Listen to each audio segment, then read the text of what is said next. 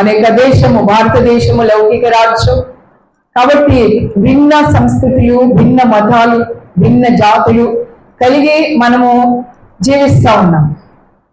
కాబట్టి నిర్బంధం అనేది ఏది కూడా లేదు. రాజ్యాంగ ప్రకారము కానివ్వండి, మనకు ఉన్నటువంటి స్వాతంత్ర్యము బట్టి కానివ్వండి, మనము ఈ భారతదేశంలో నివసిస్తూ ఉన్నాము కాబట్టి ఆ హక్కు అనేది ప్రతి ఒక్క పౌరుడు కూడా కలిగి ఉన్నాడు.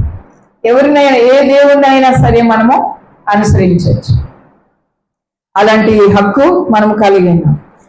నాలుగోది పర్సనల్ ఫ్రీడమ్, అంటే వ్యక్తిగత స్వేచ్ఛ. వ్యక్తిగత స్వేచ్ఛ ప్రతి ఒక్కరికి కూడా వ్యక్తిగతంగా స్వేచ్ఛతో బ్రతికేటువంటి ఆ యొక్క భాగ్యము మనము కలిగి ఉన్నాము. ఈ యొక్క స్వాతంత్ర్యము ద్వారా మన ఇష్టం, మన ఇష్టాలు, మన యొక్క అభిరుచులు, మన యొక్క అభిప్రాయాలు అన్నీ కూడా మనము స్వేచ్ఛగా మనము వ్యక్తం చేసుకోవచ్చు. మనము ఒకరితో ఒకరు మాట్లాడుకోవచ్చు. ఆ రీతిగా మనము ఈ యొక్క వ్యక్తిగత స్వాతంత్ర్యము, స్వేచ్ఛ అనేది మనము అందరము కూడా కలిగి ఉన్నాం. Personal freedom. ఐదవది ఇంటెలెక్చువల్ ఫ్రీడమ్, భావ వ్యక్తీకరణ స్వేచ్ఛ లేదా వాక్ స్వాతంత్ర్యం. మనము మనలో ఉన్నటువంటి అభిప్రాయాలు మనము వెలిబుచ్చుకోవచ్చు. స్వేచ్ఛగా మనము బయటకు మనము చెప్పుకోవచ్చు. అయితే మితిమీరి, హద్దులు మీరి మాట్లాడడం అనేది మాత్రము అది అంత మంచిది కాదు. హద్దు మీరి మాట్లాడడము లేదా పరిమితులు లేకుండా మనము మన యొక్క వాక్ స్వాతంత్రాన్ని ఉపయోగించుకోవడం అనేది మనకేమాత్రము కూడా మంచిది కాదు. దానికి శిక్షార్హులం అయిపోతాం. మన దేశంలో హద్దు మీరి మాట్లాడితే, శృతి మించి మాట్లాడితే శిక్షార్హులం అయిపోతాం. అయితే మంచి ఏదైనా సరే, మంచి ప్రజలకు హితమైనది, ప్రభుత్వాలకు అనువైనది ఏదైనా సరే మంచి మాటలు మనము స్వేచ్ఛగా మాట్లాడవచ్చు. మన అభిప్రాయాలు, మన యొక్క భావాలు మనం వెలిగించుకోవచ్చు. వాక్ స్వాతంత్ర్యం మనము కలిగి ఉన్నాం. ముందు ఆరోది సోషల్ ఫ్రీడమ్, సామాజిక స్వేచ్ఛ, సాంఘిక స్వేచ్ఛ. సామాజికంగా మనము స్వేచ్ఛగా బ్రతికేటువంటి ఆ యొక్క స్వాతంత్రాన్ని కూడా మనము కలిగి ఉన్నాం. సమాజంలో ఎవరి భయము లేకుండా, ఎవరి అధీనములో మనం ఉండకుండా, మనం ఎవరి పెత్తనము లేదా ఎవరి అధికారము కింద మనం ఉండిపోకుండా స్వేచ్ఛగా మనము, మన కుటుంబము సంతోషంగా జీవించేటువంటి స్వాతంత్ర్యము సోషల్ ఫ్రీడమ్. తర్వాత ఏడవది నేషనల్ ఫ్రీడమ్, ఇది జాతీయ స్వాతంత్ర్యం. ప్రజలందరూ కూడా కలిగి ఉండేటువంటి స్వాతంత్ర్యం, జాతీయ స్వాతంత్ర్యం. ప్రజలందరూ కూడా ఎవరికి నచ్చినట్టు వారు ఉండొచ్చు, జీవించవచ్చు. ఇది దీనిలో ఏ విధమైనటువంటి నిర్బంధము కూడా లేదు. జాతీయ స్వాతంత్ర్యం. లేకపోతే ఎనిమిదవది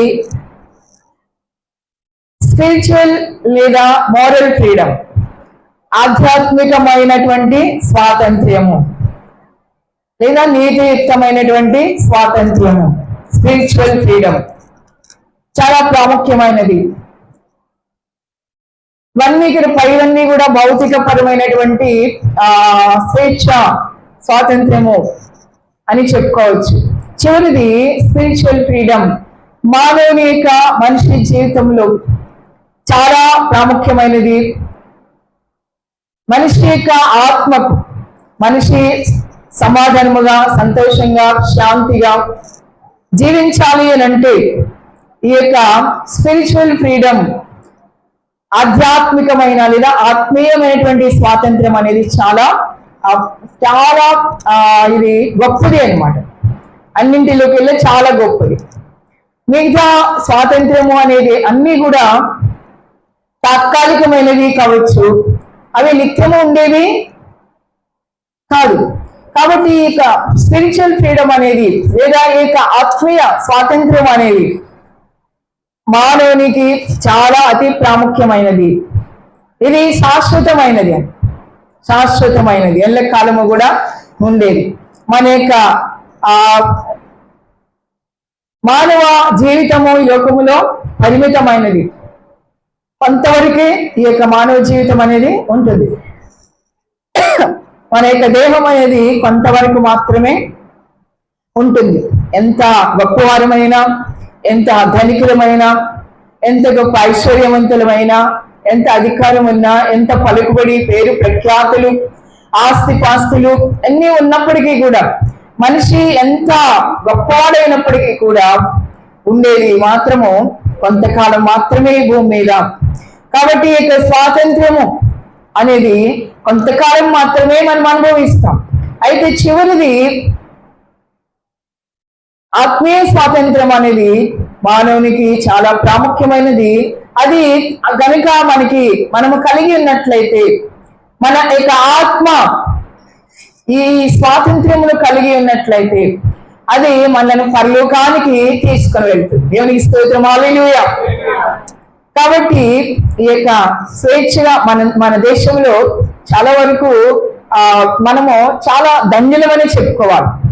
మన దేవుడు మన భారతదేశమును మనకిచ్చి, స్వాతంత్రం ఇచ్చి, చక్కగా ఆ ప్రభువును, నిజమైనటువంటి ఆ రక్షకుని మనం ఆరాధన చేసుకోవడానికి దేవుడు మనకి చక్కటి దేశాన్ని మనకు అనుగ్రహించారు.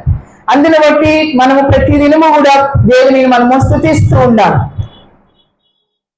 మన దేశంలో మనం సుఖంగా, సంతోషంగా, క్షేమంగా, మనము శాంతిగా, నెమ్మదిగా బ్రతకాలని అంటే మన దేశము కొరకు ప్రతి దినము కూడా మనము ప్రార్థన చేయాలి.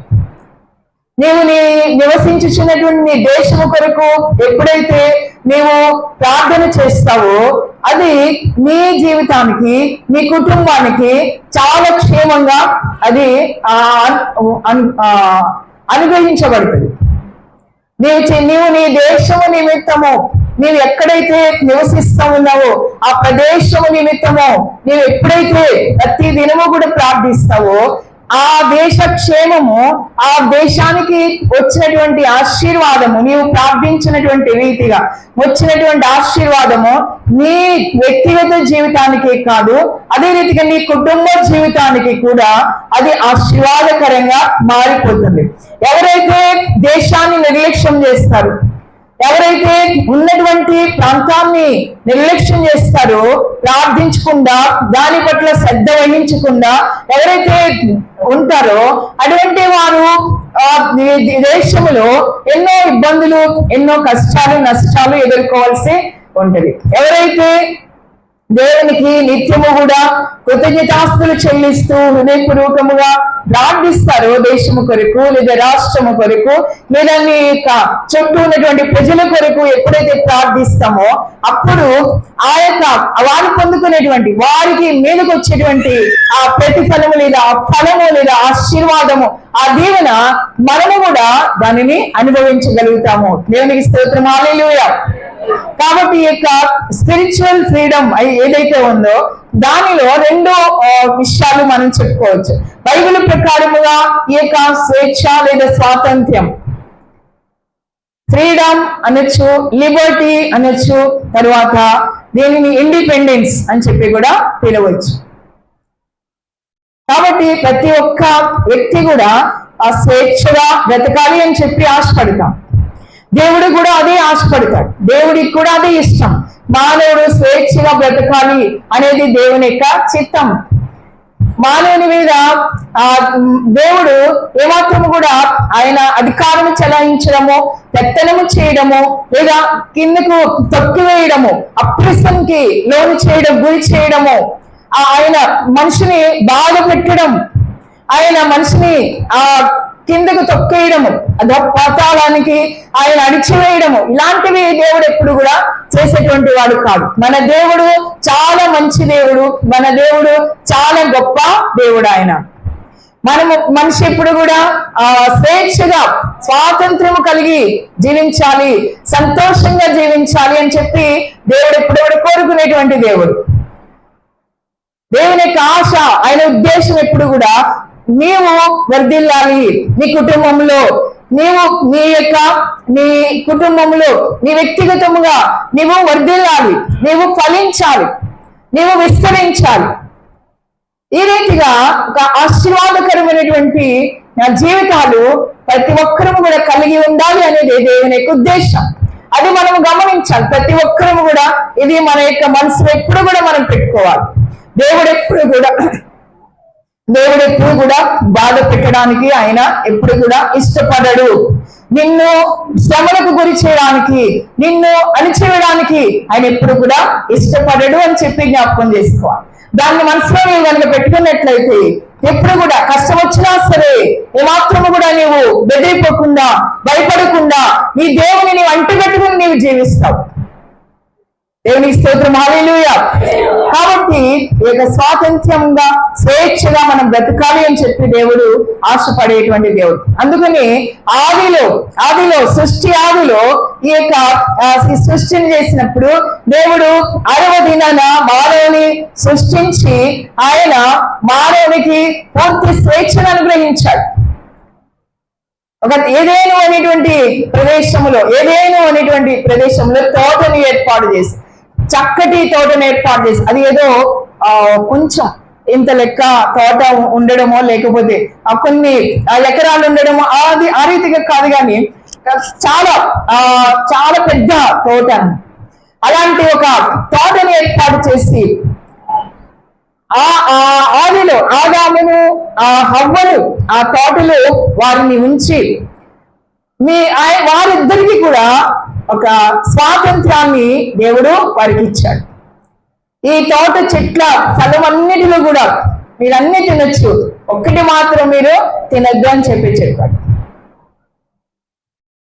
దేవుడు వారికి స్వేచ్ఛను అనుగ్రహించాడు. దేవునికి స్తోత్రం, హల్లెలూయా. కాబట్టి అన్ని కూడా ఆ తోట అంతా వారు సంచరించవచ్చు, చక్కగా వారు జీవించవచ్చు. ప్రతిరోజు కూడా దేవుడు వారితో తోటలోని దిగి వచ్చి దేవుడు వారితో మాట్లాడుతుండేవాడు, దేవుడు వారితో సంభాషిస్తూ ఉండేవాడు. ఆ రీతిగా వారు కొంతకాలము సంతోషంగానే వారు జీవించారు. ఎప్పుడైతే వారు సాతాను యొక్క కుయుక్తికి లోబడి మోసంలో పడిపోయి దేవుడు చెప్పినటువంటి మాటను వారు ధిక్కరించారు, దేవునికి ఆజ్ఞను వారు పాటించకుండా లోబడకుండా వారు పాపములో పడిపోయారు. అప్పుడే మానవుడు పతనమైపోయాడు, పాపము ఆ మానవులోకి ప్రవేశించింది. కాబట్టి ఆ పాపము ద్వారా వారు దేవుడు తమకిచ్చినటువంటి స్వేచ్ఛను వారు పూర్తిగా కోల్పోవడం జరిగింది. అంత మాత్రమే కాదు, ఆనాడే వారు ఆత్మీయముగా చచ్చినటువంటి వారిగా వారు అయిపోయారు. కాబట్టి స్వాతంత్రము అనేది ఎప్పుడు కోల్పోతామనంటే పాపము మన జీవితాలలో ఉన్నట్లయితే మనకి స్వేచ్ఛ అనేది ఉండదు. అపరాధము మన యొక్క జీవితాల్లో ఉన్నట్లయితే, దోషము చేసినట్లయితే, లేదా దేవునికి విరోధమైనటువంటి కార్యాలు మనం చేసినట్లయితే మనం ఈ లోకంలో సంతోషంగా బ్రతకలేము, మనము స్వేచ్ఛగా బ్రతకలేము, మనం అటు ఇటు మనము తిరగలేము. కాబట్టి బంధించబడినటువంటి వారిగా మనము ఉంటాము, ఆత్మలో బంధించబడిన వారిగా ఉంటాం. శారీరకంగా భౌతికంగా మనము పనులు చేసుకోవచ్చు, అటు ఇటు తిరగచ్చు, ఎంతైనా మాట్లాడవచ్చు, కానీ ఆత్మీయంగా మాత్రము బంధించబడినటువంటి వారిగా మనము ఉంటాం. కాబట్టి మనము మొదటిగా మనం చూసినప్పుడు 2 రకాలుగా ఉంటూ ఉన్నాయి. ఈ యొక్క ఆత్మీయ స్వాతంత్ర్యంలోనే 2 భాగాలుగా ఉంటాయి. మొదటిది భౌతిక పరమైనటువంటి స్వాతంత్ర్యము. ఈ యొక్క భౌతికపరమైనటువంటి స్వాతంత్రం ఏదైతే ఉందో అది కూడా దేవుడు అనుగ్రహించేటువంటి స్వాతంత్ర్యం. అందుకే కీర్తన గ్రంథము 33వ కీర్తన 12వ వచనము ఏమని తెలియజేస్తూ ఉంది అని అంటే, యెహోవా తమకు దేవుడు గాగల జనులు ధన్యులు. యెహోవా తమకు దేవుడు గాగల జనులు ధన్యులు అని చెప్పి మనము చూస్తాం. అంటే అక్కడ జనులు అనేటువంటి దానికి నేషన్ అని చెప్పి రాయబడింది. దేశము, జనులు లేదా ప్రజలు ఎవరైతే నిజమైనటువంటి దేవుని కలిగి ఉంటారో వారు ధన్యులు అని చెప్పి రాయబడింది. కాబట్టి మనము చూసినప్పుడు ఈ యొక్క స్వాతంత్ర్యం అనేది దేవుడు ఇచ్చినటువంటి గొప్ప బహుమానం అని చెప్పి మనము అర్థం చేసుకోవాలి. ఇశ్రాయేలు దేశాన్ని మనము చూసినప్పుడు ఇశ్రాయేలు ప్రజలు దాదాపు 450 సంవత్సరాల పాటు వారు ఐగుప్తు దేశములో వారు బానిసలుగా వారు జీవించారు. చాలా సుదీర్ఘమైనటువంటి కాలము ఐగుప్తు రాజు పాలనలో వారు మగ్గిపోయారు. ఏమాత్రము కూడా వారికి స్వేచ్ఛ లేదు, స్వాతంత్రము లేదు. వారు నచ్చిన పని వారు చేసుకోవడానికి లేదు, నచ్చిన విధంగా వారు జీవించడానికి లేదు. ఆ రీతిగా వారు చాలా అణిచివేయబడ్డారు. స్వాతంత్రము లేక, స్వేచ్ఛ లేక దేవుడు వారిని జ్ఞాపకం చేసుకుని ఆ ఐగుప్తు యొక్క ఆ కరువు యొక్క బానిసత్వములో నుండి మోషే కాలంలో క్రీస్తు పూర్వము 1500 సంవత్సరములు వారికి విడుదల ఇచ్చి, వారికి స్వాతంత్రం ఇచ్చి వారిని బయటకు దేవుడు తీసుకొని వచ్చాడు. తీసుకొచ్చిన తర్వాత వారు సాయులు వారు జీవించారు, బాగా జీవించారు. వారికి న్యాయాధిపతులు వారు పరిపాలించారు. తర్వాత వారిని రాజులు పరిపాలించారు. అయితే ఎప్పుడైతే వారు దేవుని యొక్క ఆజ్ఞకు లోబడలేదు, దేవుని యొక్క మాటకు వారు విధేయులు కాలేదు, అప్పుడు దేవుని యొక్క కోపం వారి మీదకి దిగి రావడం, తర్వాత వారు నలుదిక్కుల కూడా అన్ని దేశాల్లోకి కూడా వారు చెదిరిపోవడము మనము చూడొచ్చు. అయితే దేవుడు వారికి స్వాతంత్రాన్ని అనుగ్రహించాడు. 1948 సంవత్సరంలో వారికి దేవుడు స్వాతంత్ర్యాన్ని ఇచ్చాడు. ఒక దేశముగా వారిని స్థాపించాడు. ఇజ్రాయేల్ అనేటువంటి ఒక దేశముగా వారిని దేవుడు స్థాపించాడు. వారికి స్వేచ్ఛనిచ్చాడు, స్వాతంత్రం అనుగ్రహించాడు. నలుదిక్కుల నుండి కూడా చెదిరిపోయినటువంటి యూదులు అనేక మంది దేశంగా ఏర్పడడం, ఈనాడు ఇశ్రాయేలు దేశము ఎంతో చక్కగా శక్తివంతమైనటువంటి దేశంగా అది ఉండడము మనము చూస్తూనే ఉన్నాం. చాలా బలమైనటువంటి దేశంగా, ఆశీర్వదింపబడినటువంటి దేశంగా అయితే ఇశ్రాయేలు దేశము ఉన్నట్లుగా మనం చూస్తాం. కాబట్టి దేవుడు ఆ దేశాన్ని జ్ఞాపకం చేసుకుని వారికి చక్కటి స్వాతంత్రం ఇచ్చి వారిని ఆ రీతిగా ఒక ప్రజగా, ఒక జనముగా దేవుడు వారిని కట్టినట్లుగా మనము దేవుని యొక్క వాక్యంలో చూస్తాం. కాబట్టి మన దేశానికి కానివ్వండి, ఆ ఇశ్రాయేల్ దేశానికి కానివ్వండి, ఏ దేశానికైనా సరే ఈ ప్రపంచంలో అనేక దేశాలు స్వాతంత్రాన్ని పొందుకున్నాయి. పరాయి పాలన నుండి స్వాతంత్రాన్ని పొందుకున్నట్లుగా మనము చూడొచ్చు. దేవునికి స్తోత్రం, హల్లెలూయా. కాబట్టి ఏ దేశమైతే, ఏ ప్రజలైతే దేవునిలో ఉంటారు, నిజమైనటువంటి దేవుని తెలుసుకుంటారు, సత్యమైనటువంటి దేవుని తెలుసుకొని ఆ యొక్క దేవుని కలిగి ఉంటారో ఆ దేశము ఆశీర్వదింపబడినటువంటి దేశముగా ఉంటుంది అని చెప్పి మనం అర్థం చేసుకోవాలి. దేవుళ్ళు ఉన్నప్పుడు ఎవరైనా సరే ఆశీర్వదింపబడతారు. దేవుని నుండి పక్కకి తొలగినప్పుడు దేవుడు వారిని విడిచిపెడతాడు. అది మనము జ్ఞాపకం చేసుకోవాలి. మొదటిగా స్వాతంత్ర్యము అనేది దేవుడు ఇచ్చేటువంటి ఒక బహుమానము అని చెప్పి మనము అర్థం చేసుకొని ఆ బహుమానమును మనము ఎంతో జాగ్రత్తగా, శ్రద్ధగా మనము కాపాడుకోవలసిన వారమే ఉంటూ ఉన్నాం. దేవునికి స్తోత్రం, హల్లెలూయా. రెండవది మనం చూసినప్పుడు ఈ యొక్క స్వాతంత్ర్యము అనేది వెల చెల్లించాలి. దాన్ని అది ఏదో ఊరికనే అది వచ్చేది, కానీ దానికి వెల చెల్లించవలసి ఉంది. It cost something. ఏదైనా సరే వెల చెల్లించాలి. మన దేశాన్ని చూసుకోండి, ఉదాహరణకు మన దేశానికి స్వాతంత్ర్యం రావడానికి ఎన్ని ఉద్యమాలు చేపట్టవలసి వచ్చింది, ఎంత తిరుగుబాటు మన దేశంలో వచ్చింది. ఎంతో మంది స్వాతంత్ర్య సమరయోధులు ఎంతో కష్టపడాల్సి వచ్చింది. తమ యొక్క ప్రాణాలను సైతము లెక్క చేయకుండా వారు ఎంతగానో తమ ప్రాణాలు ఒగ్గి తమ యొక్క రక్తాన్ని కార్చి ఈ యొక్క స్వాతంత్ర్యాన్ని తీసుకొని వచ్చారు. మనందరికీ కూడా తెలుసు, ప్రతి సంవత్సరము కూడా ఈ స్వాతంత్ర దినోత్సవం సందర్భంగా ఆ యొక్క స్వాతంత్ర సమరయోధుల్ని, ఆ యొక్క రక్తము కార్చిన ప్రాణము పెట్టినటువంటి వీరుల్ని మనము జ్ఞాపకం చేసుకుంటాం. కాబట్టి వారు వెల చెల్లించారు. మనం ఈ రీతిగా ఈనాడు సంతోషంగా, స్వేచ్ఛగా మనము బ్రతకగలుగుతూ ఉన్నాము అని అంటే మన దేశంలో తిరగగలుగుతూ ఉన్నాము అని అంటే అది వారు పెట్టినటువంటి, వారు ప్రాణము పెట్టారు, వారు రక్తము కార్చారు, ఎన్నో ఉద్యమాలు చేస్తారు. ఏమాత్రము కూడా గర్వలేదు, వారు భయపడలేదు. తుపాకీ గుళ్ళకు తమ యొక్క గుండెను వారు చూపించారు. అనేక మంది చెరసాల పాలయ్యారు, ఎంతో మంది చనిపోయారు. కాబట్టి ఆనాడు ఆ రీతిగా వారు పోరాడారు. కాబట్టి ఆ పోరాట ఫలితము నేడు మనము అనుభవిస్తా ఉన్నాం. కాబట్టి ఇదేది కూడా ఈజీగా మనము పొందుకోలేదండి. యొక్క స్వేచ్ఛ లేదా ఈ స్వాతంత్ర్యం అనేది ఈజీగా రాలేదు. దీనికి వెల చెల్లించారు. కాబట్టి జ్ఞాపకం చేసుకోవాలి, మనము కృతజ్ఞత మనము కలిగి మనము జీవించాలి. మన దేశం పట్ల దేశభక్తి మనము కలిగి ఉండాలి.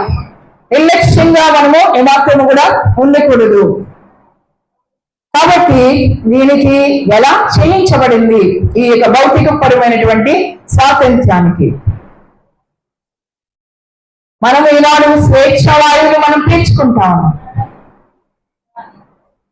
అయితే మరొక స్వాతంత్ర్యం ఉంది, అదే స్పిరిచువల్ ఫ్రీడమ్. అంటే దీనికి మనము పాపములు ఎప్పుడైతే మనము పడిపోయామో అప్పుడు మన యొక్క స్వేచ్ఛను మనము కోల్పోయాం. అప్పుడే మనము చనిపోయినటువంటి వారముగా, మృతులముగా మనము అయిపోయాం. కాబట్టి మనలను ఈ యొక్క పాపము నుండి, ఈ యొక్క మరణము నుండి మనల్ని విడిపించడానికి క్రీస్తు ప్రభు వారు పరలోకాన్ని విడిచిపెట్టి భూలోకానికి ఆయన వచ్చి తన యొక్క విలువైనటువంటి రక్తాన్ని ఆయన కార్చారు.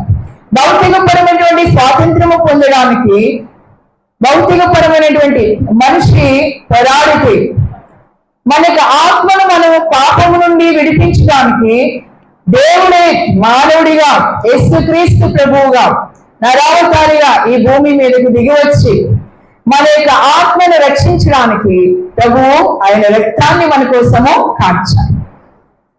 ఆయన కూడా వెల చెల్లించారు మన ఆత్మను రక్షించడానికి.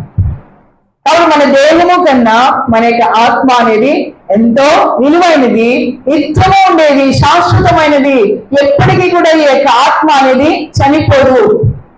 కాబట్టి ఈ యొక్క చనిపోని యొక్క ఆత్మ పాపముతో ఉండకూడదు. ఈ యొక్క నిత్యముగా ఉండేటువంటి, శాశ్వతముగా ఉండేటువంటి, మరలేనటువంటి ఈ యొక్క ఆత్మలో దోషం ఉండకూడదు, అపరాధం ఉండకూడదు, పాపం ఉండకూడదు. ఈ యొక్క ఆత్మ బంధకాలలో ఉండి మరణించకూడదు అని చెప్పి క్రీస్తు ప్రభు వారు మనందరి నిమిత్తము, ప్రతి ఒక్కరి నిమిత్తము ఆయన తన యొక్క విలువైనటువంటి రక్తాన్ని ఆయన కార్చారు. మన యొక్క ఆత్మను బంధకాల నుండి ఆయన విడిపించాడు, పాప బంధకాల నుండి విడిపించాడు. మన యొక్క ఆత్మను వెనుక పాపం ఉన్నట్లయితే, మన ఆత్మను వెనుక కపటం ఉన్నట్లయితే, దోషము అపరాధము ఉన్నట్లయితే మన యొక్క ఆత్మ అనేది బంధించబడుతుంది. సాతానుడు బంధిస్తాడు, పరలోకానికి వెళ్ళకుండా అడ్డుకుంటాడు అన్నమాట.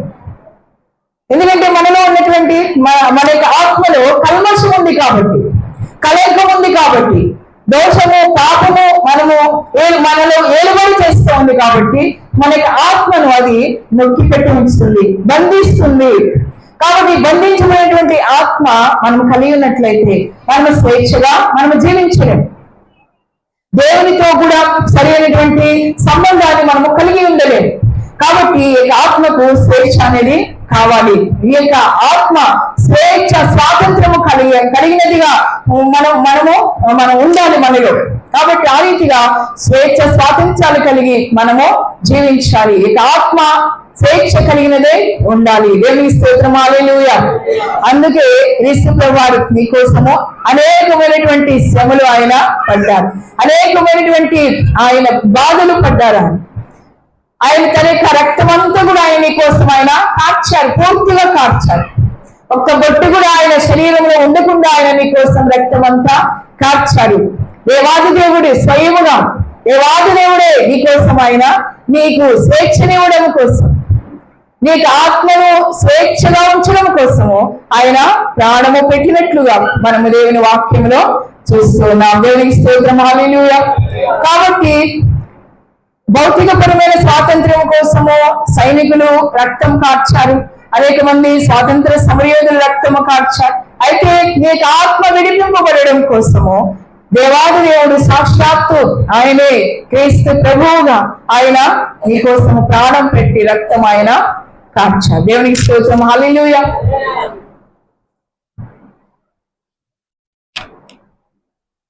ఏదేను వనమందు ఆ దేవుడు ఆదామునకిచ్చిన స్వాతంత్రము, ఏదేను వనమందు ఆ దేవుడు ఆదామునకిచ్చిన స్వాతంత్రము,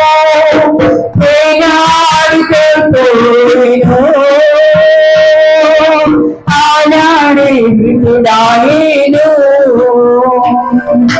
నేనాడు కోల్పోయేను, ఆనాడే మృతుడాయేను. స్వాతంత్రమిచ్చేను, స్వాగతమిచ్చేను, నీకైతము క్రీస్తేశ్వరా, పరుగులతో చేరగరావా, పరుగులతో చేరగరావా. పరలోక దేవుడు జగమంతటి సరదాకి రక్షింప క్రీస్తేశ్వరుడు, పరలోక దేవుడు జగమంతటి సరదాకి రక్షింప క్రీస్తేశ్వరుడు, వేలాడు విడుడాయను, ఆనాడే స్వాతంత్రము, వేలాడు విడుడాయను, ఆనాడే స్వాతంత్రము. స్వాతంత్రమిచ్చేను, స్వాగతమిచ్చేను, నీకైతము క్రీస్తేశ్వరుడు, పరుగులతో చేరగరావా, పరుగులతో చేరగరావా, పరుగులతో చేరగరావా. హల్లెలూయా, హల్లెలూయా. అర్థమైందండి పాట? అర్థమైందా? చక్కటి పాట. ఏదైనా వనంలో దేవుడు ఆదామునకు స్వాతంత్రం ఇచ్చాడా లేదా? స్వేచ్ఛ ఇచ్చాడు. చక్కగా బ్రతకమని, సంతోషంగా బ్రతకమని స్వాతంత్రం ఇచ్చాడు. పాపము చేయడం ద్వారా, దేవుని ఆజ్ఞను ధిక్కరించడం ద్వారా ఆ యొక్క స్వాతంత్రాన్ని ఆదాము కోల్పోయాడు. ఎప్పుడైతే స్వేచ్ఛ స్వాతంత్ర్యము కోల్పోయాడో అప్పుడు మృతుడయ్యాడు. అప్పుడే చనిపోయిన ఆత్మలో ఆయన చనిపోయాడు. అయితే పరలోక దేవుడు అనగా యేసుక్రీస్తు ప్రభువారు ఈ యొక్క మొత్తం ప్రపంచమంతటి, లోకమంతటి యొక్క నరజాతిని రక్షించడానికి ఆయన భూమి మీదకు దిగివచ్చారు. దిగివచ్చి ఆయన ఎప్పుడైతే చనిపోయారో అప్పుడే మనకి ఈ యొక్క మనిషికి స్వాతంత్రము వచ్చింది అని చెప్పి పాట అర్థం. దేవుని స్తోత్రం, హల్లెలూయా. కాబట్టి ఈ యొక్క స్వాతంత్రాన్ని, దేవుడిచ్చినటువంటి స్వేచ్ఛను మనం ఏమాత్రము కూడా దుర్వినియోగపరచకూడదు. మనము ఏం చేయాలి మరి అని అంటే, ఈ స్వాతంత్రము ఏ రీతిగా దేవుడు మనకి ఇచ్చాడో దానిని మనం కాపాడుకోవాలి. ఎంత విలువైనది ఈ యొక్క దేవుడు మనకి ఇచ్చిన స్వాతంత్ర్యం అని అంటే, ఒక వాక్యం చూద్దాం. పేతురు రాసిన మొదటి పత్రిక 1వ అధ్యాయము, పేతురు రాసిన మొదటి పత్రిక 1వ అధ్యాయము 18-19 వచనాలు మనం చదువుకున్నాం. 18-19 వచనాలు చూడండి. అందరూ కూడా పితృ పారంపర్యమైన మీ వ్యర్థ ప్రవర్తనను విడిచిపెట్టినట్లుగా వెండి బంగారముల వంటి క్షయ వస్తువుల చేత మీరు విమోచింపబడలేదు, కానీ అమూల్యమైన రక్తము చేత అనగా నిర్దోషమును నిష్కలంకమునగు గొర్రె పిల్ల వంటి క్రీస్తు రక్తము చేత విమోచింపబడితరని మీరు ఎరుగుదురు. దేవుని స్తోత్రం, హల్లెలూయా. ఇక్కడ మనం చూస్తా ఉన్నాం పితృ పారంపర్యమైన మీ వ్యర్థ ప్రవర్తనను విడిచిపెట్టినట్లుగా. మనము ఎలాగున మనం విమోచింపబడ్డామంట? క్రీస్తు ప్రభు వారి అమూల్యమైన రక్తము చేత, వెండి బంగారముల వంటి క్షయమైన వస్తువుల చేత మనం విమోచింపబడలేదు, కానీ క్రీస్తు ప్రభు వారి యొక్క నిర్దోషమైన నిష్కళంకమైనటువంటి రక్తము చేత మనము విమోచింపబడ్డాము అని చెప్పి పేతురు భక్తుడు ఇక్కడ మనకి తెలియజేస్తాం. కాబట్టి క్రీస్తు ప్రభు వారి యొక్క అమూల్యమైన నిర్దోషమైన రక్తము చేత మనం విమోచింపబడినాము. కాబట్టి మనకి ఇవ్వబడినటువంటి స్వాతంత్రాన్ని మనము కాపాడుకోవలసిన వారమై ఉంటూ ఉన్నాం. మూడవదిగా మన యొక్క స్వేచ్ఛ లేదా స్వాతంత్రాన్ని మనం ఏ రీతిగా మనము కాపాడుకోవాలి కంపల్సరీ, దుర్వినియోగపరచకూడదు. దేశంలో నీతి న్యాయము కలిగి మనము జీవించాలి. నీతి న్యాయము ఎప్పుడైతే దేశంలో ఉంటాయో ఆ దేశంలో ప్రజలు స్వేచ్ఛగా జీవించగలుగుతారు.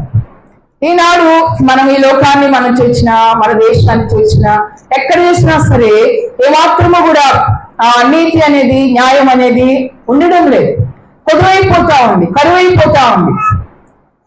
మనుషులు ఎక్కడికక్కడ చంపుకోవడము, చాలా సులువుగా చంపేసుకుంటా ఉన్నారు ఒకరికొకరు. ఈ దినాల్లో మనం చూస్తే భార్యలు భర్తల్ని చంపేస్తా ఉన్నారు. పూర్వం ఏదో భర్త భార్యని తిట్టడమో, కొట్టడమో, లేదా పెత్తనం చేయడమో, అధికారమో చెలాయించడమో చేసేవాడు.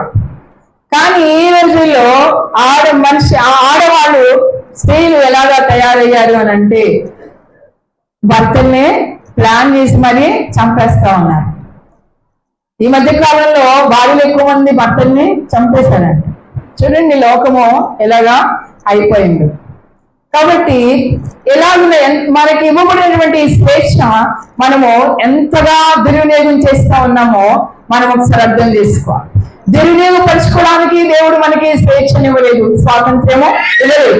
దానిని మనం కాపాడాలి అని చెప్పి, లేదా దానిని మనం సద్వినియోగపరచుకోవాలి అని చెప్పి దేవుడు మనకి స్వాతంత్రాన్ని అనుగ్రహించారు. కాబట్టి మనం ఈ లోకంలో దేవునికి ఇష్టమైనటువంటి బిడ్డలుగా మనం జీవించాలి. నీతి న్యాయములతో మనం జీవించాలి. దేవుడు ఎప్పుడు కోరుకునేది ఏమిటి అంటే నీతిగా, న్యాయముగా బ్రతకమని దేవుడు కోరుకుంటా ఉన్నాడు.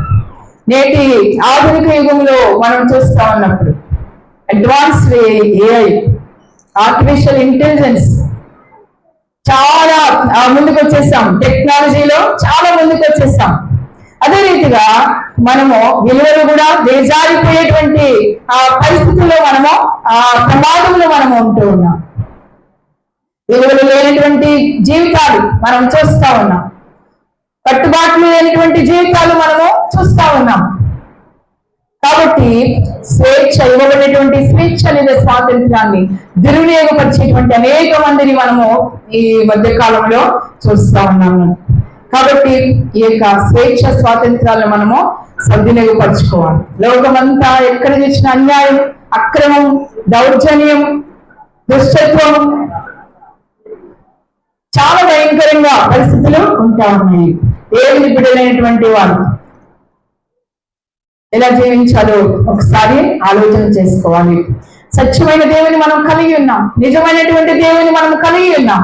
కాబట్టి యేసు ప్రభువారు ఆయన నీ స్వేచ్ఛగా నువ్వు బ్రతకమని చెప్పి ఆయన ప్రాణమే నీ కోసం పెట్టాడు. కాబట్టి నీకు ఇవ్వబడినటువంటి స్వేచ్ఛ నీవు దాన్ని ఉపయోగించుకుంటున్నావు, నీవు సద్వినియోగపరుచుకుంటున్నావా, నీవు దుర్వినియోగపరుచుకుంటున్నావు, నీ ఇష్టానుసారంగా జీవిస్తూ ఉన్నావా, పాపములో లేదా అపరాధాలలో, దోషాలలో నీవు జీవిస్తూ ఉన్నావా, లేదా దేవునికి దగ్గరగా నీవు జీవిస్తూ ఉన్నావా, దేవుని ప్రేమించగలుగుతా ఉన్నావా, దేవుని విశ్వాసముతో నమ్మకముతో వెంబడించగలుగుతా ఉన్నావా?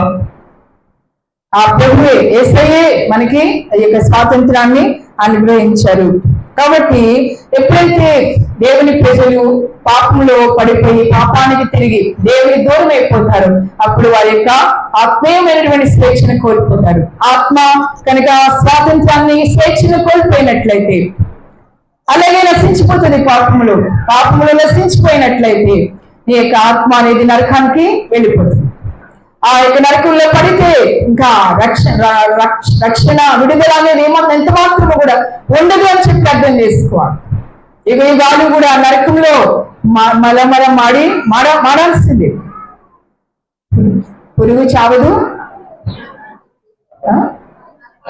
అగ్ని ఆరదు, పురుగు చావదు అన్నట్లుగానే మన యొక్క ఆత్మ ఆ యొక్క అగ్నిగుండంలో మాడాల్సిందే అన్న. కాబట్టి చాలా జాగ్రత్తగా దేవుని బిడ్డలైనటువంటి వారము నీతి, న్యాయము, యథార్థత, దేవుని యందు భయభక్తులతో మనము జీవించాలి. దేవుని స్తోత్రం, హల్లెలూయా. కాపాడుకోవాలంటే గోడలు కట్టుకోవాలి. నెహెమ్యా కాలంలో నెహెమ్యా భక్తుడు ఆ యొక్క కట్టబడిన మందిరానికి ప్రాకారాలు కట్టాడు. బాగు చేసి ప్రాకారాల్ని కట్టాడు. చక్కగా ఆ మందిరము కాపాడబడినట్లు, లేదా యెరూషలేము పట్టణం కాపాడబడినట్లుగా భద్రపరిచాడు. అదే రీతిగా నీవు కూడా నీ కుటుంబాన్ని విలువలు కాపాడుకోవాలి. నీతి, నిజాయితీ, యథార్థత ఇవన్నీ కూడా కలిగి ఉండాలి. ఆ రీతిగా నీ యొక్క ప్రాకారాలు, నీ గోడలు నీవు కట్టుకొని నీకు ఇవ్వబడినటువంటి స్వేచ్ఛను నీవు కాపాడుకోవలసినటువంటి బాధ్యత దేవుడు నీ పైన పెట్టాడు. దేవునికి స్తోత్రం, హల్లెలూయా. తర్వాత 4వది మనం చూసినప్పుడు సంపూర్ణమైనటువంటి స్వాతంత్ర్యం అనేది క్రీస్తులో మాత్రమే మనకి దొరుకుతుంది అని చెప్పి అర్థం చేసుకోవాలి. సంపూర్ణమైనటువంటి స్వాతంత్ర్యము క్రీస్తులో మాత్రమే మనకి దొరుకుతుంది. యోహాను సువార్త 8వ అధ్యాయము చదువుకున్నాం. క్రీస్తు ప్రభువారు ఆయన తన ఎద్దుకు వచ్చినటువంటి యూదులతో ఈ యొక్క మాట చెప్తారు, కొన్ని మాటలు చెప్తారు. యోహాను సువార్త 8వ అధ్యాయము 31వ వచనం నుండి చదువుకుందాం.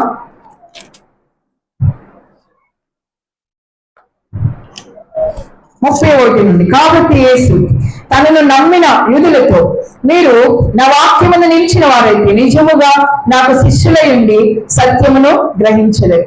అప్పుడు సత్యము మిమ్మును స్వతంత్రులుగా చేయనని చెప్పగా, వారు మేము అబ్రాహాము సంతానము, మేము ఎన్నడూ ఎవరికి దాసులమై ఉండలేదే, మీరు స్వతంత్రులుగా చేయబడుతుందని ఏలా చెప్పుచున్నావు అని ఆయనతో అనేది. అందుకు యేసు, పాపము చేయు ప్రతి వాడును పాపములకు దాసుడని మీతో నిశ్చయముగా చెప్పుచున్నాను. దాసుడు ఎల్లప్పుడూ ఇంటిలో నివాసము చేయడు, కుమారుడు ఎల్లప్పుడూ నివాసము చేయడు. కుమారుడు మిమ్మల్ని స్వతంత్రులుగా చేసిన యెడల మీరు నిజముగా స్వతంత్రులై ఉందురు. దేవుని స్తోత్రం, హల్లెలూయా.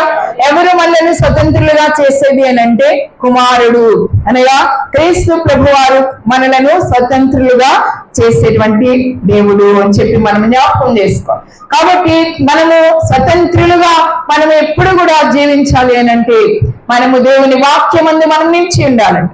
మీరు దేవుని వాక్యమందు నిలిచిన వారైతే నిజముగా నాకు శిష్యులై ఉంటారు అని చెప్పి చెప్తా ఉన్నారు. కాబట్టి దేవుని వాక్యము ఏముంది దేవుని వాక్యములో అంటే దేవుని వాక్యంలో సత్యం ఉంటా ఉంది. దేవుడే సత్యమై ఉంటా ఉన్నారు. ఆయన సత్య స్వరూపిగా ఆయన ఉన్నారు. ఆయన అదే రీతిగా యేసు ప్రభువు చెప్పంటారు, నేనే మార్గమును సత్యమును జీవమునై ఉన్నాను, నేనే సత్యమును అని చెప్పి చాలా చక్కగా ఖండితముగా ఆయన గట్టిగా చెప్తారు ఆయన. కాబట్టి ఆయనలో ఏ విధమైన అబద్ధం అనేది ఏది కూడా ఆయనలో లేదు. కాబట్టి మీరు నా వాక్యంలో నిలిచిన వారైతే మీరు సత్యాన్ని గ్రహిస్తారు. కాబట్టి మనము స్వతంత్రులుగా మనము ఎల్లప్పుడూ కూడా జీవించాలి అనంటే, స్వేచ్ఛగా మనము దేవుని ఆరాధించాలి అనంటే, స్వేచ్ఛగా మనము ఎలాంటి నిర్బంధము లేకుండా, ఎలాంటి అడ్డంకులు లేకుండా ఆ దేవుని సన్నిధిలో మనము స్వేచ్ఛగా ఆయనను సేవించాలి అనంటే, ఆయనను వెంబడించాలి అనంటే, ఏ విధమైనటువంటి కుల కట్టుబాట్లు, మత కట్టుబాట్లు, లేదా ఏ విధమైనటువంటి ఈ లోకపరమైనటువంటి ఆ అడ్డుల ఆటంకాలు, ఏ విధమైనటువంటి నిర్బంధాలు కూడా లేకుండా దేవుని సత్యమైనటువంటి దేవుని నీవు వెంబడించాలి, ఎల్లప్పుడూ కూడా వెంబడించాలి అనంటే, ఆ పరలోకానికి వెళ్లే వరకు కూడా నా యొక్క క్రీస్తు ప్రభుని నీవు వెంబడించాలి అనంటే నీవు ఆయన వాక్యములో నిలిచి ఉండాలి. ఆయన వాక్యము సత్యము. కాబట్టి సత్యము మిమ్మల్ని స్వతంత్రులుగా చేస్తుంది. ఒకటి దేవుని వాక్యము సత్యము, ఆ వాక్యం మిమ్మల్ని కడుతుంది, మిమ్మల్ని స్వతంత్రులుగా చేస్తుంది. ప్రతి దినము కూడా దేవుని వాక్యాన్ని నీవు ధ్యానం చేయాలి. ప్రతి దినము కూడా దేవుని వాక్యాన్ని చదవాలి. దేవుని వాక్యం చదివి దానిలో ఏముందో ధ్యానం చేసి దానిని నీవు పాటించాలి. కాబట్టి ఈ యొక్క సత్యం మిమ్మల్ని స్వతంత్రులుగా చేస్తుంది. దేవుని వాక్యం మిమ్మల్ని స్వతంత్రులుగా చేస్తుంది. రెండోది, యేసు నేనే సత్యం అని చెప్పారు. క్రీస్తు ప్రభు మాత్రమే నీ జీవితాన్ని, నీ యొక్క ఆత్మకు స్వాతంత్రాన్ని ఆయన ఇవ్వగలరు. కాబట్టి క్రీస్తు ప్రభులో మాత్రమే నిజమైనటువంటి స్వాతంత్ర్యము కలిగి మనము ఉంటాం. దేవునికి స్తోత్రం. హల్లెలూయా. యెషయా గ్రంథం 61వ అధ్యాయము 1వ వచనములో ఒకసారి చదువుకుందాం. యెషయా గ్రంథము 61వ అధ్యాయము 1వ వచనం. ప్రభువు యెహోవా ఆత్మ నా మీదికి వచ్చి ఉన్నది, దీనులకు సువర్తమానము ప్రకటించుటకు యెహోవా నన్ను అభిషేకించెను, నలిగిన హృదయము గల వారిని దృఢపరచుటకును, చెరలోనున్న వారికి విడుదలను, బంధింపబడిన వారికి విముక్తిని ప్రకటించుటకును, యెహోవా హితవత్సరమును మన దేవుని ప్రతి దండన దినమును ప్రకటించుటకును, దుఃఖాక్రాంతులందరినీ ఓదార్చుటకును, సియోనులో దుఃఖించు వారికి ఉల్లాస వస్త్రములు ధరింపచేయుటకును, బూడిదకు ప్రతిగా పూదండను, దుఃఖములకు ప్రతిగా ఆనంద తైలమును, భారగలితమైన ఆత్మకు ప్రతిగా స్తుతి వస్త్రమును వారికి ఇచ్చుటకు ఆయన నన్ను పంపి ఉన్నాడు.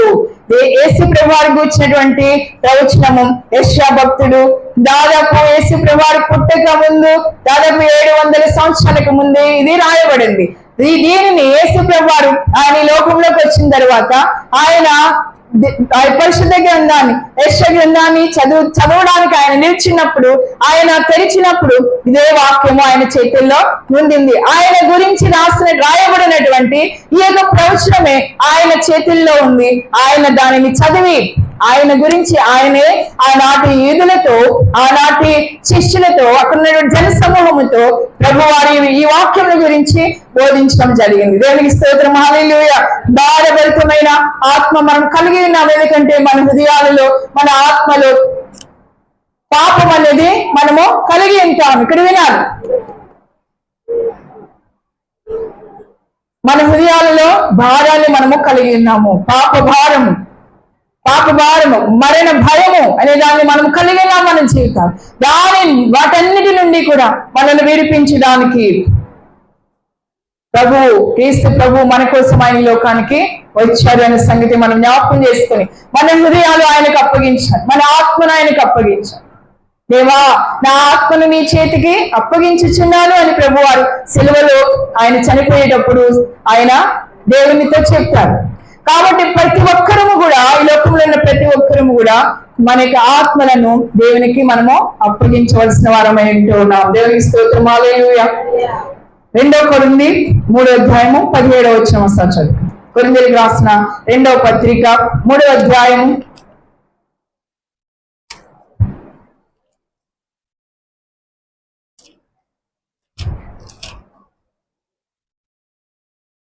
3:17. ప్రభు యొక్క ఆత్మ ఎక్కడ ఉండునో అక్కడ స్వాతంత్ర్యము ఉండును. ప్రభు యొక్క ఆత్మ ఎక్కడ ఉండునో అక్కడ స్వాతంత్ర్యము ఉండును. కాబట్టి యేసు ప్రభువారు ఆయన ఈ లోకము నుండి ఆయన పరలోకానికి ఆరోహణమైనప్పుడు ఈ భూలోకంలో ఉన్నటువంటి ప్రతి ఒక్కరు కూడా ఆదరణ పొందుకోవడానికి ప్రభు ఆదరణకరమైన ఆత్మను పంపించాడు, పరిశుద్ధాత్మను ఆయన ఈ లోకానికి పంపించాడు. కాబట్టి ప్రభువే ఆత్మ, ఆ ఆత్మ ఎక్కడ ఉండును అక్కడ స్వాతంత్ర్యము ఉండును. కాబట్టి దేవుడు పంపినటువంటి పరిశుద్ధాత్మ నీవు కలిగి ఉండాలి, నీలో కలిగి ఉండాలి. నీవు ఎప్పుడైతే కలిగి ఉంటావో ఆ యొక్క ఆత్మ, దేవుని ఆత్మ నిన్ను విడుదల చేస్తుంది. ఈ లోక బంధకాల నుండి నిన్ను విడుదల చేస్తుంది. సాతాను యొక్క బంధకాల నుండి, శరీరం అనేటువంటి బంధకాల నుండి, పాపం అనేటువంటి బంధకాల నుండి నిన్ను విడుదల చేసి నిన్ను స్వేచ్ఛాపరులుగా మిమ్మల్ని చేస్తుంది. కాబట్టి ప్రభు యొక్క ఆత్మ మనము కలిగి ఉండాలి. దేవుని యొక్క పరిశుద్ధాత్మ మనం ఎప్పుడు కూడా కలిగి ఉండాలి. మన యొక్క జీవితాన్ని, మన హృదయాన్ని, మన యొక్క ఆత్మను మనము ఎప్పుడు కూడా మనము అపరిశుద్ధపరచుకోకూడదు. మనలో ఏమాత్రము కూడా పాపానికి చోటివ్వకూడదు. దుష్టుడైనటువంటి అపవాదికి, సాతానుకి మనలో చోటివ్వకుండా వాడిని దూరంగా పెట్టాలి. వాడికి అవకాశం ఇవ్వకూడదు. దేవుని పరిశుద్ధాత్మకు మాత్రమే నీలో అవకాశం ఇవ్వాలి. ఆ ఆత్మ మాత్రమే నీలో ఉండాలి. దేవునికి స్తోత్రం, హల్లెలూయా. అలాగే ఉన్నట్లయితే నీవు స్వేచ్ఛగా నీవు దేవుని వెంబడించగలవు.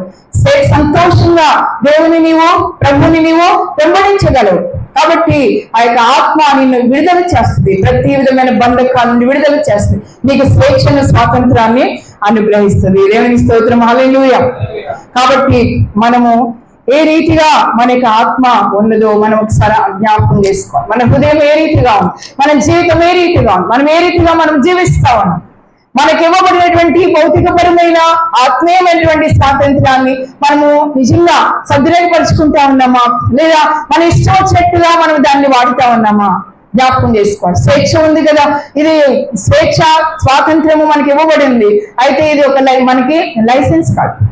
పాపం చేయడానికి, మన ఇష్టానుసారంగా జీవించడానికి, మన ఇష్టానుసారంగా మాట్లాడడానికి, మన ఇష్టం వచ్చినట్టుగా ప్రవర్తించడానికి ఇది ఏమాత్రం కూడా ఒక లైసెన్స్ కాదు. కాబట్టి అది మనం జ్ఞాపకం చేసుకోవాలి. దేవుడు నీకు ఇచ్చిన గొప్ప అవకాశము, నీకు ఈ స్వాతంత్ర్యం అనేది, స్వేచ్ఛ అనేది దేవుడు నీకు ఇచ్చినటువంటి గొప్ప అవకాశము. దేవునికి నీవు ఇంకా దగ్గరగా వెళ్ళడానికి ఒక గొప్ప అవకాశము.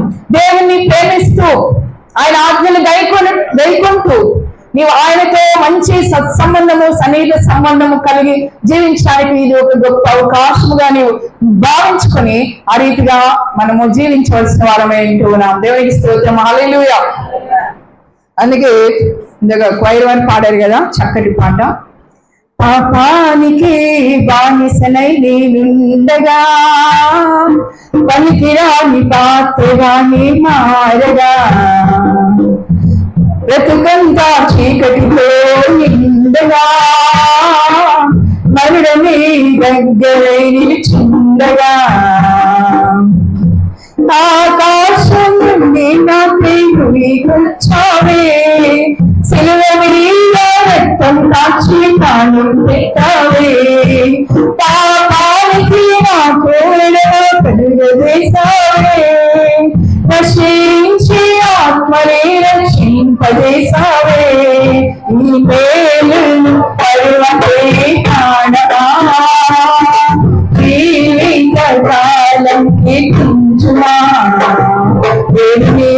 మేలును మరువతే ప్రాణమా, జీవిత కాలం కీర్తించుమా, నాదేనా నాదేనా చూసావయ్యా, నాదేనా నాదేనా చూపావయ్యా, నాదేనా నాదేనా నా జీవితమే మారిందయ్యా, నాదేనా నాదేనా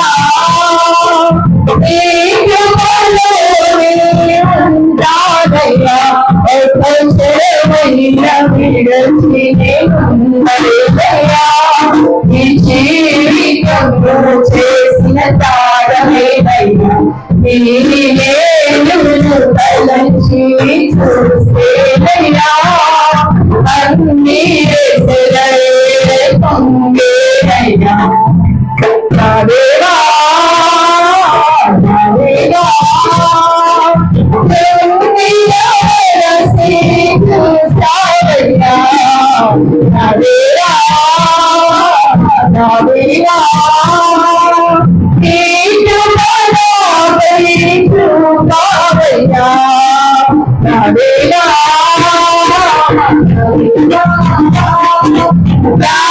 జీవితమే మారిందయ్యా, నాదేవా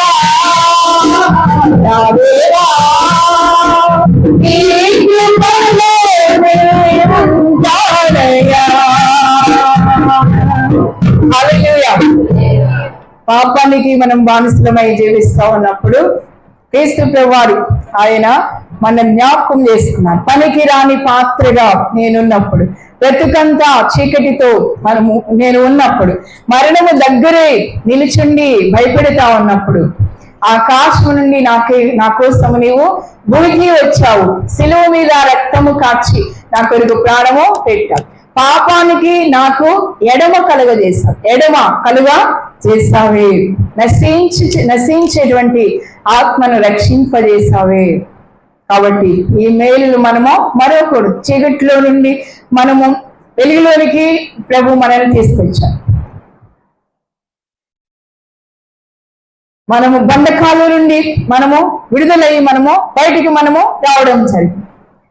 కాబట్టి మనము రాజులుగా యాజకులుగా మనలను ఆయన చేశారు.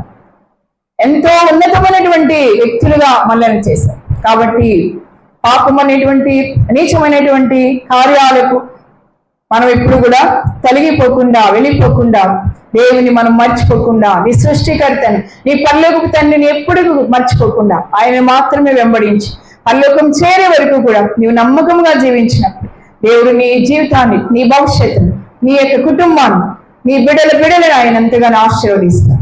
కాబట్టి ఆ రీతిగా మనం జీవిద్దాం. దేవుని యొక్క ఆశీర్వాదాలు మనము పొందుకుందాం. చిన్న ప్రార్థన చేసుకున్న తల్ల వంచాం.